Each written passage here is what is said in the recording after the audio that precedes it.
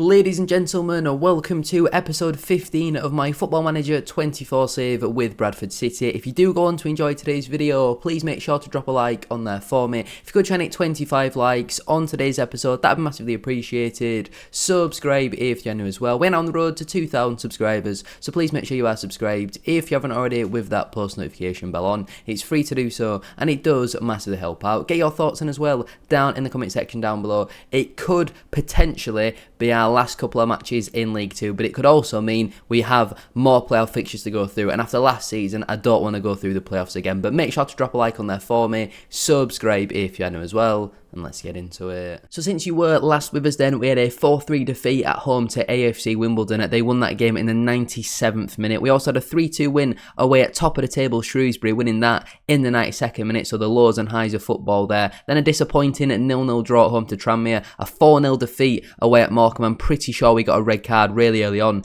in that game. We had a massive 3-0 win though away at Mansfield to bounce back in that match, which was massive for us because they were the team we were chasing at the time in third.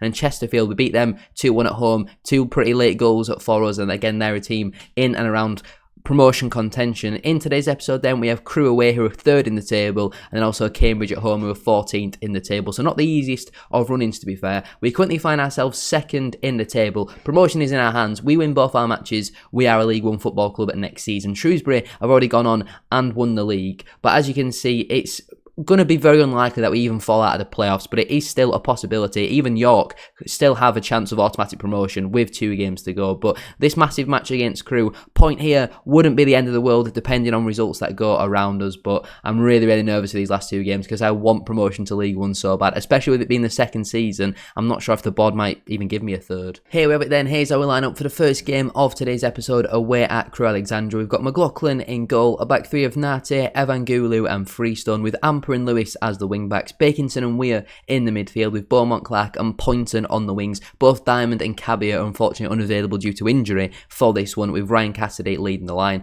On the bench we've got Walker, Anderson, Ferguson, Harlock, Lakin, Kavanagh and Cook. We have picked up a few knocks at this moment in time. Lee Evans not included in today's matchday squad. Since the last episode his form had been a little bit shaky, to be honest with you, but this is a massive game for us. Win this and we've basically got 1 foot already in League 1, with the fact you consider our final game of the season is at home to 14th, who have absolutely nothing to play for. Win here would be absolutely massive. Let's get underway then for today's game. They're playing a 4-4-2, a formation which I think we've done quite well against on the whole so far this season. Lewis to take this corner then, left-footed outswinger towards that front post, cleared away only as far as Evangulu. Lewis swings it back in, looking for Cassidy, hits the crossbar, and that would have been the perfect start to today's game. Taking the lead inside 2 minutes would have been amazing. Unfortunately, we have been unable to convert, and now Crewe have a corner of their own. 7 minutes on the clock. Kirk ball in towards that front post. It's scrappy and it's volleyed by Williams. Thankfully it's hit the crossbar and it's gone out for a Bradford City throw, but this has been an action-packed start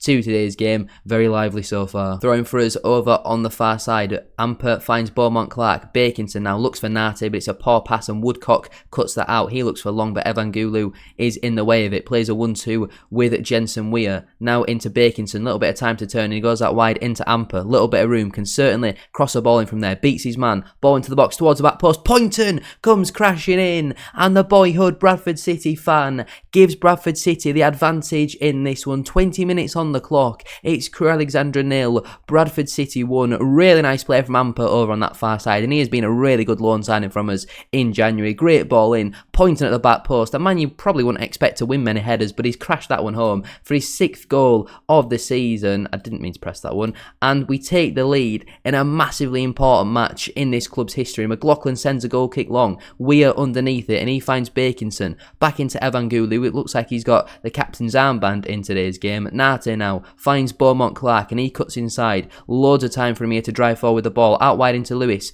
Gets away from his man and cuts it back to Beaumont Clark. Hits the post. Poynton can't get on the end of it, and it's cleared away by Crewe. I would say we definitely deserve to be winning this game so far. I'm surprised we've only created 0.92 XG at this point. Half an hour on the clock then, still 1-0 to us, but we have battered them so far. It's been a really good performance from us. Harrogate were beating Mansfield, but they have equalised pretty much instantly and approaching at that half-time whistle. Can we maybe get a second goal before the half-time break? Amper with the ball, plays it into Beaumont Clark, back into Amper, back to Beaumont Clark to strike. He fires that one over the bar, unfortunately. And now we've got a corner, which Lewis will take on this near side. Left-footed outswinger, cleared away at the front post, only as far as Beaumont-Clark. A little bit of time from here to find a pass into Poynton. Two wingers linking up nicely, and now Lewis goes inside to Bakinson. He lets it run. Not sure if that was intentional to Amper. Can certainly cross a ball in, and I thought we were going to get given a penalty there with the way the camera angle panned. Corner ball then. We are over the 1 minute additional time, which has been added on at the end of the first half, and Freeston's gone quite close there. In the end, pretty comfortable save for Booth. Half-time, 1-0 to Bradford City. This is exactly the type of result that we're looking for. We can technically get promoted today, but we could also completely fall out of the automatic promotion race. So we need to make sure we do our job. As it stands, we are a League One football club there. Oh, well, it doesn't matter now because Mansfield have just scored, so my whole speech that I was going to give there is meaningless. Taberner with this corner for Crewe, left-footed in-swinger, headed up by Nate. Not a great clearance. It falls to Tracy on the edge. You can hit them from there, and Shiloh Tracy finds the back of the net with his 7th goal of the season. A nightmare start to the second half. We had so many chances in that first half to kill this game off. Who's meant to be marking Tracy on the edge? I think it's number 20, which is Bakinson. He just don't get out to him quick enough. Tracy drills that one. It takes a slight deflection into the back of the net. Really frustrating and disappointing goal to concede, in all honesty. I don't think that'll see us drop down any positions. Well, it does. It sees us drop down to 4th. Automatic promotion is now no longer in our hands. We have to win this game. We're going to make some substitutions after this highlight as Weir picks up the ball here and drives forward with the ball. He's got past a few players there and finds Bakinson. He can hit them from there. He plays it back into Weir. Massive opportunity there for Jensen Weir. He fails to convert though, and we are now going to make some substitutions. We're going to get Callum Kavanagh on for Beaumont-Clark, put Poynton over onto that right side as an inverted winger. Actually, no, as an inside forward, and Kavanagh then can also play as an inside forward. We're also going to bring off Bakinson for Harlock in the midfield and play him as a supportive deep line playmaker. Double change then on the hour mark. Let's hope they can have the desired impact we need on this game. Promotion is currently out of our hands. We need a favour from Harrogate. We need them to equalise with Mansfield, but we also need to do our own job. It was in our hands. We cannot throw it away from this position. Amper picks up the ball here. He goes back into Nate. Crewe applying a very high press here. He finds Evangulu. Weir now. Can we find the overload? He finds it in Freeston. Plays the 1-2. Back in to Lewis Freeston, out wide to Lewis, ball down the line looking for Callum Kavanagh, on off the bench, ball across for Cassidy. Is he onside? I feel like he might be. Ryan Cassidy has his 13th goal of the season, and he's pushing Andy Cook towards the Bradford City Golden Boot. I think Cook's on about 14 or 15 for the campaign. Cassidy has just picked up his 13th. Really nice ball into the channel from Lewis. Kavanagh does well to play the ball across, and Cassidy with a brilliant first time finish past Booth in the Crewe goal. It's Crewe Alexandra 1, Bradford City 2, and I think we'll give them some praise, and hopefully they don't equalise here because I want to make some defensive substitutions. That is a good clearance. Can Harlock get there? He can't. The ball falls to Chris Long. Recently signed a new contract in real life, and that could have gone anywhere in the end. It's a good save though from John McLaughlin. And are we able to build up an attack of our own now, baby? McLaughlin sends it long, looking for Cassidy, doesn't win the header. Lunt now, out wide, ball down the line to Woodcock, little bit of room, that's a good tackle from Nate. Back into Hollykeck. Taberner. Loads of time on the ball here. We're not really applying much of a press, but that's a poor pass, and Kavanagh intercepts, driving us forward. Over on that far side, can Kavanagh get a ball into the box? He finds Freeston, lays it off to Harlock, and Jared Harlock has his 3rd goal of the season. I don't think he's scored for Bradford City yet. I'm pretty sure that is his first Bradford City goal, but Callum Kavanagh has had a brilliant impact on off the bench in today's game. An assist and now a pre-assist as well. Really nice play from Freeston to show that composure to find Harlock, and he drills it into the roof of the net. And ladies and gentlemen, I personally believe we will be a League One football club next season. I don't want to jinx it too much, but I think surely it's got to be our season. Nate is now going to come off for Anderson just because he is tiring a little bit, and we're also going to bring on Andy Cook for Ryan Cassidy just for the last 20 minutes or so to provide a bit of physicality up front there. Corner ball here for Crewe. Taberner with a ball in, headed away by Freestone. That's a mountain header at that front post. Taberner lays it back off to Woodcock, back into Taberner, back to Woodcock to strike, and Max Woodcock has his 18th goal of the season. An almost instant response from Crewe. I've just made the substitutions. I've just given a big speech how I think that we're already promoted into League One. Have I spoken too soon? It's a really nice strike, to be fair, from Woodcock, but really poor defending from us. That's far too easy for Crewe. And now all of a sudden, squeaky bum time. It looked like it was gone, but it's definitely well and truly back, and will be remaining in this fixture for the final few minutes. So 10 minutes left on the clock. I think we're now going to get Shane Ferguson on for Bobby Poynton and just put him over in the left back position. Put Kavanagh up front as well. It's basically like we're playing the same formation, we've just got an extra person now on that left-hand side. We're going to play him as a defensive wing-back. Lewis can play as a attacking complete wing-back and just provide a bit more competition on that side. Callum Kavanagh is now going to play as a poacher up there with Andy Cook. Could this be a decision which doesn't pay off? Potentially, but it's a gamble I'm more than willing to take. We're going to go on to balanced as well for the final 5 minutes. Tell them to frequently time waste, and hopefully we can see this game out. We'll give them some praise. We've battered them in this game. We definitely deserve to win, but there's going to be 8 minutes added on at the end of today's game. Every game we seem to be winning by 1 goal. There's 7,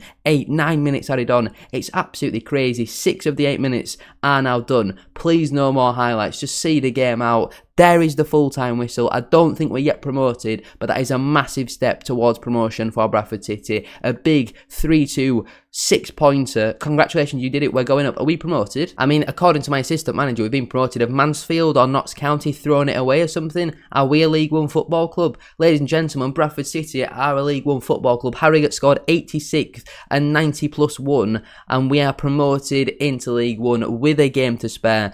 It's only Crewe and Harrogate who could catch us on paper, but they're 4 points behind us now. They are the closest teams to us, and there's 1 game left. We are promoted to League One. The final game of the season at home to Cambridge, who did they play today? Doesn't look like they did. We can have a bit of a party in that one. We'll play all the reserves because it doesn't matter. Give them an opportunity to show if they're good enough to play in League One. Absolutely delighted with that. We're finally out of League One. It took us 2 full seasons, but Bradford City, we are a League One football club. That is absolutely beautiful to see. We are definitely going to celebrate our promotion to League One. Board have set the initial budgets as well. We've been given £90,000 per week in terms of wages and about £440,000 transfer budget. I'm pretty sure that's what it was anyway, or it was something very similar to that. So they're not really giving us much more money to work with, which is frustrating. I think financial fair play might increase though, because we've only got about 4 or 5 grand a week with our current squad to buy more players, which doesn't really make sense to me. I'm sure financial fair play will have more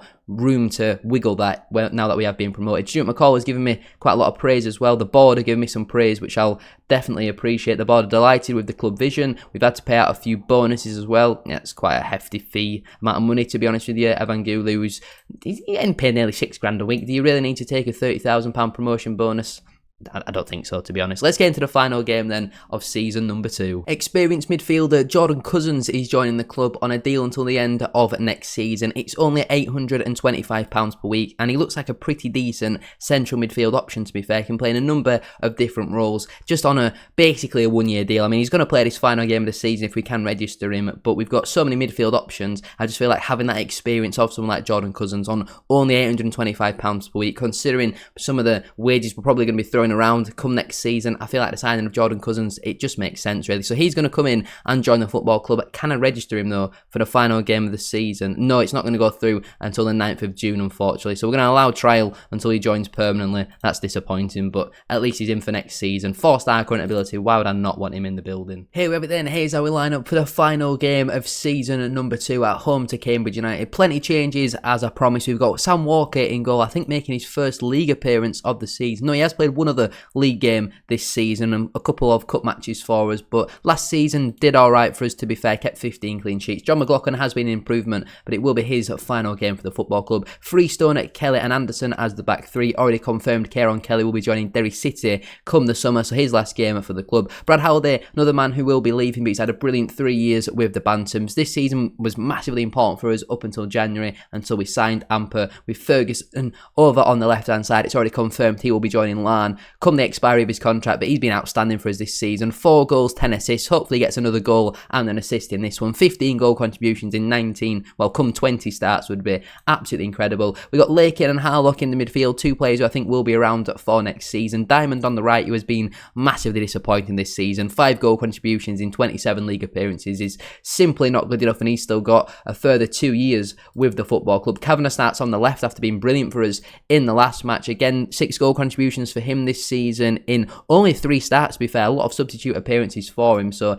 interesting to see how he does get on. Again, a player who might be sticking around for next season. Andy Cook still has a year left on his contract, but because of the wages, we might try and offer him a new deal until 2027, or maybe $2,000 a week instead. Again, scored plenty of goals for us this season, 15 in the league, 19 last season. Hopefully he gets another couple in this one. And on the bench, we've got McLaughlin, Evangulu, Lewis, Evans, Patterson, Adore and Cassidy. So I want to get players like Evans, Patterson and Adore definitely on the pitch today, and anyone else is a little bit of a bonus. Let's get into the final game of today's episode then, and the final episode of Season 2. How good does it feel to be promoted into League One? I'm really excited for the summer because there's going to be a big rebuild, because I want to be competitive again next season. I'm not happy just to be plonking around in a relegation battle, or in mid-table would be even worse than being in a relegation battle, because that would provide absolutely no excitement. I want to be challenging for that top 10 next campaign in League One, and I believe in my managerial ability. These kits are clashing a little bit, but I also believe in these players as well. There's a lot of very good, talented young players. There's a lot of good players out on loan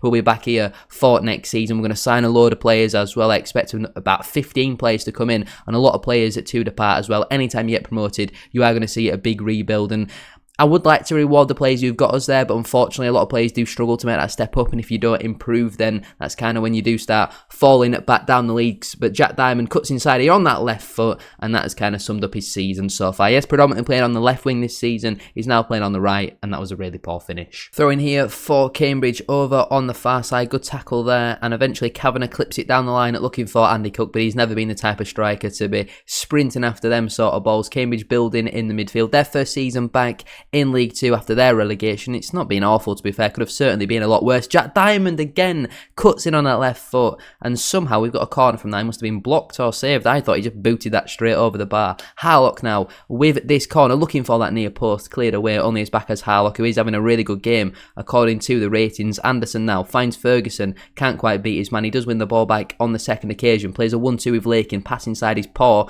and Harlock can't quite get there. Diallo looks for the ball in behind, but Freeston is able just to see that one back to the goalkeeper probably. Kieran Kelly having a good game. He's again been a brilliant servant for this football club. If we're in League 2 next season and the option was there, I probably would have given him another year, to be fair. Really happy with what I've seen from him, but unfortunately he has decided to move on. And again, when we're promoted up into League 1, we just kind of need better than players like Kieran Kelly. But even some of our better players this season who are maybe on wages, which I don't necessarily agree with, they might move on in the summer. The likes of Jensen Weir, Evangulu, for example. They're on big money, and I wouldn't say they're good value for money. While they're decent players, I don't think they're necessarily worth the amount of money that we are currently paying them. Ferguson is injured, but it feels like he can continue. We'll keep an eye on that one. Callum Kavanagh is going to come off though for Clark Adore.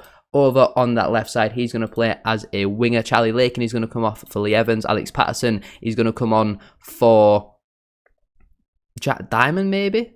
Is that a position? No, it's not a position that he can play. So I think we'll just make the double substitution for now. Adore will come on for Kavanagh, and Evans will come on for Lakin in that midfield and play as a defensive midfielder. 2 changes on the hour mark, as always. Hopefully Ferguson is alright. We could always put Adore there. I think we've even got Lewis on the bench, so it's not the end of the world. Throwing for us here then on this near side, it will be Callum Kavanagh to take. He goes into Charlie Lakin. Kavanagh now swings a deep ball in, looking for Jack Diamond. Wait, hold on, I swear I brought Lakin off. Or have our subs not come on the pitch yet? That I guess would kind of make sense. We've scored a football goal, ladies and gentlemen. Is it Jack Diamond? Wasn't even looking at that. I was so confused as to where the subs had gone. Lakin plays the 1-2 with Kavanagh, swings the ball in on that left foot, and it's Jack Diamond who rises highest at the back post. We've scored a few headers, to be fair, of them recently. Maybe we need to sign some Peter Crouch-esque players to play on the wing next campaign. We give them some praise, and they're all not happy about that, but I thought that was a really well worked goal from us, to be fair. It's not been the most entertaining of the games, but it's the final game of the season. What do you really expect? Ferguson is now going to come off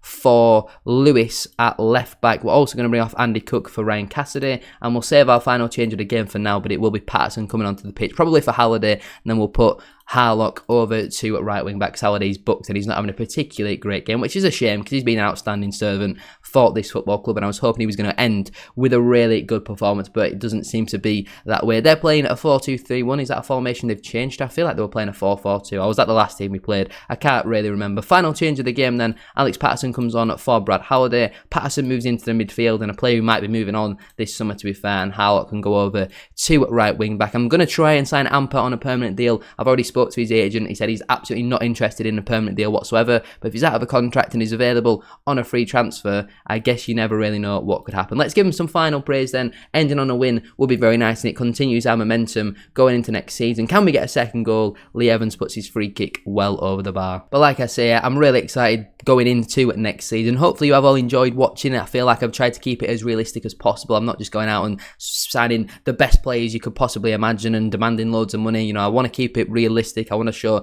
how Bradford City could potentially do it in real life. Well done, lads. That was a good win for us. Really delighted with today's episode, and we've ended the season very strong. We finished second in the table, 4 points in the end above the playoffs. Thankfully, we didn't bottle it this season. I would say overall, this season we were less consistent than last year, but we had such a horrible start when we tried to play out back four. We're definitely going to play a back three going into next season. We received £10,000 for finishing second. Whoopie-doo. I mean, that doesn't cover anything compared to the amount of promotion bonuses that we had to pay out. But Andy Cook finishes as our top goal scorer. Our highest average rating got less than a 7 this season. Ferguson and Poynton both finished the season with 9 assists. Poynton's had a really, really good breakthrough season again in this division. Really excited to see how he does develop over the next few seasons. He's actually out of a contract with the club at the end of next campaign, so we might look to offer some of these players who are out of contract next season new contracts this summer, if that does make sense. But I'm going to leave it there then for today's video. If you have enjoyed what's going on here, performance analyst. Well, we're going to sack Scott Dyer. It's going to cost us £4,000, but he's absolutely terrible. So we're going to sack him. Thank you all very much for watching. If you have enjoyed, please make sure to drop a like on there for me. If you could try and hit 25 likes, as I said at the start of today's video, that would be massively appreciated. Subscribe if you're new as well. We're on the road to 2,000 subscribers, so please make sure you are subscribed. If you haven't already, with that post notification bell on, it's free to do so, and it does massively help out. Get your thoughts in as well down in the comment section down below. Let me know down below which players do you think I should sign come this summer, any that's available on free transfers or cheap in terms of transfer fees. Thank you all for watching. Have a good rest of your day, and I'll see you very soon for another one. Peace.